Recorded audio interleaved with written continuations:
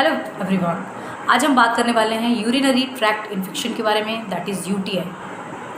UTI को कभी ना कभी आपने एक्सपीरियंस किया होगा और इसके जो सिम्टोमेटोलॉजी है, इसके कॉजेज़ क्या हैं एंड इसको किस तरह से मैनेज करें, किस तरह से इसको प्रिवेंट करें, आज हम इस बारे में बात करेंगे। होम्योपैथिक के पॉइंट ऑफ व्यू से भी मैं इस बारे में बात करूँगी। आपने ये ज़रूर जाना होता है कि जब भी यूटीआई हो रहा है तो हमें किन चीज़ों पे काम करना होता है एज अ होम्योपैथ और कौन सी सिम्टोमेटोलॉजी है जो हमारे लिए ज़रूरी है, तो वो मैं आज एक्सप्लेन करूँगी। फ्रेंड्स, अब अगर आपने अभी तक मुझे सब्सक्राइब नहीं किया है तो सब्सक्राइब कर लें एंड आप बेल आइकॉन को प्रेस कर सकते हैं। वीडियो को मेरे लाइक करें, कमेंट करके अगर आप बताते हो तो उससे बहुत एक अप्रिशिएशन तो मिलता ही है, साथ में एक गाइड मिलता है कि नेक्स्ट मैं किस टॉपिक पे वीडियो बनाऊँ। देखिए, सबसे पहले यूटीआई के बारे में जान लेते हैं क्या है ये। यूटीआई का फुल फॉर्म होता है यूरिनरी ट्रैक्ट इन्फेक्शन। अगर आपके जो यूरिन का जो रास्ता है ना, ब्लैडर, यूरेथ्रा, इसके थ्रू जो यूरिन पास होता है, वहाँ पे अगर आपने कभी बर्निंग एक्सपीरियंस किया हो, जलन हो रही है, गर्म सेंसेशन आ रहा हो कि जो यूरिन है वो हॉट है, गर्म सेंसेशन लग रहा हो और साथ में पेन बहुत ज़्यादा होता हो एंड जो यूरिन है वो उसका फ्रिक्वेंट बार बार का सेंसेशन आपके अंदर रहता हो, तो ये यूटीआई हो सकता है, यूरिनरी ट्रैक्ट इन्फेक्शन इसे बोलते हैं। और इसे क्योर करना ज़रूरी है क्योंकि कई बार ये बहुत सीरियस हो जाता है, तो बहुत पेनफुल हो जाता है। और अगर ब्लैडर में इन्फेक्शन हुआ जिसे सिस्टाइटिस बोलते हैं, तो सिस्टाइटिस जो है ये एसोसिएटेड हो जाता है किसके साथ, यूटीआई के साथ। तो this is very painful situation. साथ में आपको शिवरिंग हो सकती है, फीवर के सिम्टम भी मैच कर सकते हैं। तो मेनली आपको सिम्टोमेटोलॉजी अगर इस तरह की कोई मिल रही है आपको कि there is great burning sensation, frequent urination, hot urine, pain in lower portion of abdomen, that is जो ब्लैडर का पोजीशन होता है ना, वहाँ पे पेन होता है, तो ये सारे सिम्टम एसोसिएटेड होते हैं। मेनली आप देखोगे इसका कॉज क्या है, तो ई कोलाई करके एक बैक्टीरिया होता है जो यूरिनरी ट्रैक्ट इन्फेक्शन के लिए प्रोन होता है। और बेसिकली ये बैक्टीरिया हमारे गैस्ट्रोइंटेस्टिनल ट्रैक्ट में पहले से ही होता है और जब भी उसे कोई फेवरेबल सिचुएशन मिल जाती है, अनहाइजीनिक कंडीशन बाहर से, तो वो इन्फेक्शन कॉज करता है। अब ये जान लेते हैं कि जो अदर कॉजेज़ हैं वो क्या क्या है। ये तो मैंने अभी बैक्टीरिया के बारे में बात किया। Other causes are there like अगर अनहाइजीनिक कंडीशन है, आप प्रॉपर हाइजीन नहीं रखते हो, जैसे फीमेल में है, आप देखोगे कि यूरेथ्रा जो है उसका साइज़ छोटा है, तो उस वजह से यूरिनरी ट्रैक्ट इन्फेक्शन बार बार होते हैं और क्लोज कांटेक्ट रहता है सरफेस से, इसलिए यूटीआई ज़्यादा होता है। जिन लोगों को रिकरेंट यूटीआई बार बार यूरिनरी इन्फेक्शन हो, उनका आप देखोगे इम्यूनिटी अगर लो है तो आपको ये चीज़ें देखने मिल सकती हैं। अगर आपको फ्रिक्वेंट अबॉर्शंस हुए हैं, कई सारे 4, 5, 6 अबॉर्शन हो गए, तो उस वजह से भी यूटीआई हो सकता है। एंड ये मेंस्ट्रुअल इरेगुलरिटीज़ के साथ भी एसोसिएटेड होता है। अगर आपके मेंसेस रेगुलर नहीं है या फिर मेंस्ट्रुअल हाइजीन आप मेंटेन नहीं कर पा रहे हो, so hygiene also is a cause of UTI. तो हाइजीन मेंटेन करना is very very important. So ये तो कुछ कॉजेज़ थे। कुछ लोगों को जिनको किडनी स्टोन होता है, कैल्कुलस फॉर्मेशंस होते हैं, डिहाइड्रेटेड होते हैं लोग, पानी की कमी है, तो वहाँ पर भी आपको यूटीआई होने के ज़्यादा चांसेस हैं, क्योंकि जब भी डिहाइड्रेशन की बात आती है तो क्या मतलब होता है कि पानी की कमी। और किडनी क्या करता है, पानी को ही तो फिल्टर करता है, फिल्टर करके जो अनवांटेड टॉक्सिक एलिमेंट्स हैं उनको बाहर निकलता है। तो वो अगर ना निकल पाएँ, कहीं पर कॉन्सेंट्रेट होने लगे, रुक जाएँ, तो यूरिन क्या होगा, गाढ़ा होगा, स्कैंटी होगा यूरिन, है ना। और वही यूरिन जो कंसंट्रेटेड यूरिन है, गाढ़ा यूरिन है, जब वो निकलेगा, पास होगा, तो there will be hot sensation, क्योंकि एसिडिटी उसमें ज़्यादा है। एसिड क्या करते हैं, हीट प्रोड्यूस करते हैं, तो वहाँ पे इस तरह के सेंसेशन आपको मिल सकते हैं।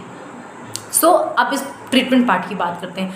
ट्रीटमेंट पार्ट में मैं 2 चीज़ें लेके चलती हूँ। एक तो है prevention, how we can prevent diseases and how we can cure diseases, right. तो सबसे पहले प्रिवेंशन में अगर बात करें तो यूटीआई के लिए आपको ध्यान रखना है कि आपको हाइड्रेशन बहुत मेंटेन करनी है।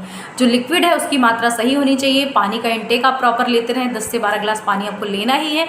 जिन लोगों को, महिलाओं को अगर बार बार रिकरेंट यूटीआई इस तरह से होता है, आपको ये एक्सपीरियंस कर रहे हो आप, तो आपको यहाँ पे ध्यान रखना है कि आपको पानी के अलावा कुछ फ्लूइड्स हैं जो अलग से लेने हैं, जैसे ऑरेंज जूस है, लेमन वाटर है, नारियल पानी है। ये चीज़ें क्या करती हैं, टॉक्सिन्स को हमारी बॉडी से निकालती हैं। कर्ड हो गया या फिर इसका जो छाछ बना के पीते हैं, तो इससे क्या होता है, टॉक्सिस, जितने भी टॉक्सिन है वो बाहर निकलते हैं। Prevention is very very important first. Second, इसमें है आपको हाइजीन मेंटेन करना है। जैसा कि मैंने आपको कहा कि क्लोज कांटेक्ट होता है सरफेस से, तो जल्दी से इन्फेक्शन होने के चांसेस होते हैं। Urethra is very close to anal region, तो भी यूरिनरी ट्रैक्ट के इन्फेक्शन होने के बहुत ज़्यादा चांस बढ़ जाते हैं। तो आपको हाइजीन मेंटेन रखना है, ड्राइनेस मेंटेन रखना है, बहुत ज़्यादा मॉइस्चर ना रहे, इन्फेक्टेड कोई भी इन्फेक्शन अगर हो रहा है उसको इमीडिएटली क्योर करना है, मेंस्ट्रुअल हाइजीन मेंटेन करके रखना है, which is very very important. साथ में आपने कुछ डाइट्रिक फैक्टर्स हैं जो साइंटिफिक प्रूवन है, वो आपकी डाइट में शामिल होने चाहिए, जैसे लेमन वाटर है, मैंने अभी बताया ही आपको।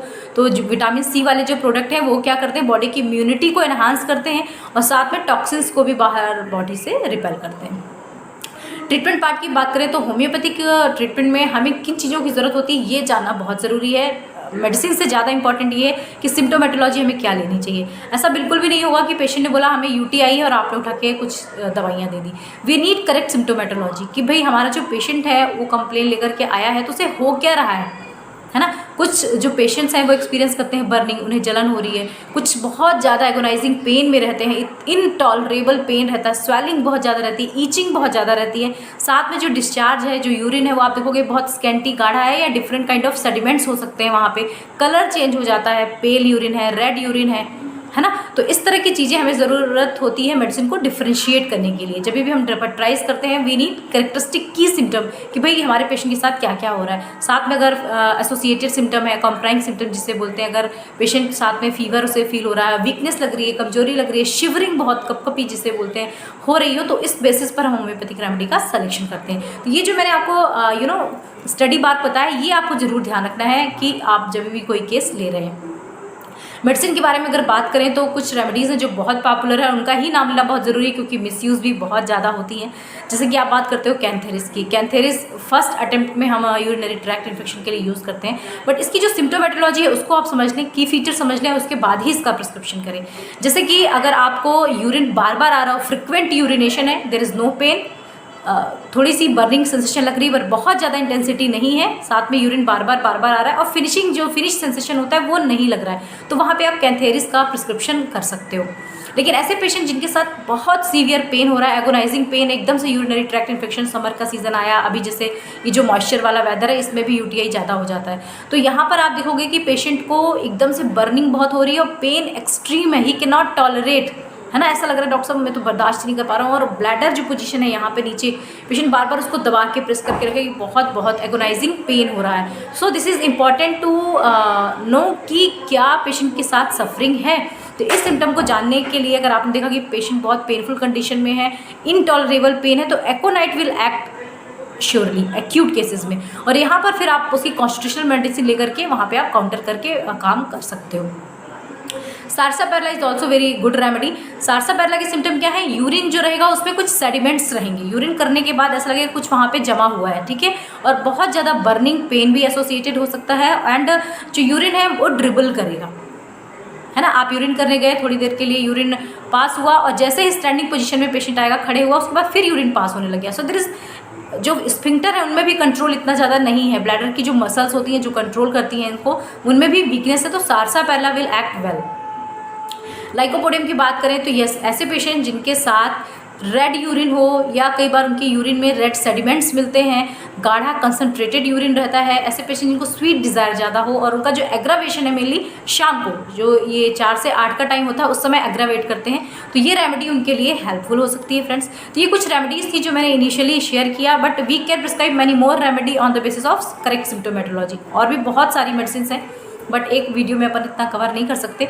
सो देखिए, मेडिसिन का मिसयूज़ करने से अच्छा है कि हम मेडिसिन का सही यूज़ करें उनके की फीचर्स के द्वारा, और देखें कि होम्योपैथी एक्चुअली काम कैसे करती है। क्योंकि अगर आपने सिर्फ यूटीआई के लिए उठा के ये जो मैंने रेमेडीज़ बताई इसमें से कोई भी दे दिया, पेशेंट को रिलीफ नहीं मिला, तो मेनली क्या होता है कि होम्योपैथी तो बेकार है, होम्योपैथी तो फेल हो रही है, कोई काम नहीं करती, फिजिशियन का भी कॉन्फिडेंस डल होता है और पेशेंट आपके क्लिनिक से जाते हैं। So for this you need to know the exact symptomatology, की फीचर्स, और उसी के बेसिस पे आप मेडिसिन सेलेक्ट करके प्रिस्क्राइब कर सकते हैं। So this is all for today friends, thank you so much for watching. Subscribe कर सकते हो आप मुझे अगर वीडियो अच्छा लगता है, एंड कमेंट करके जरूर बताइएगा नेक्स्ट आप किस टॉपिक पे वीडियो चाहते हैं।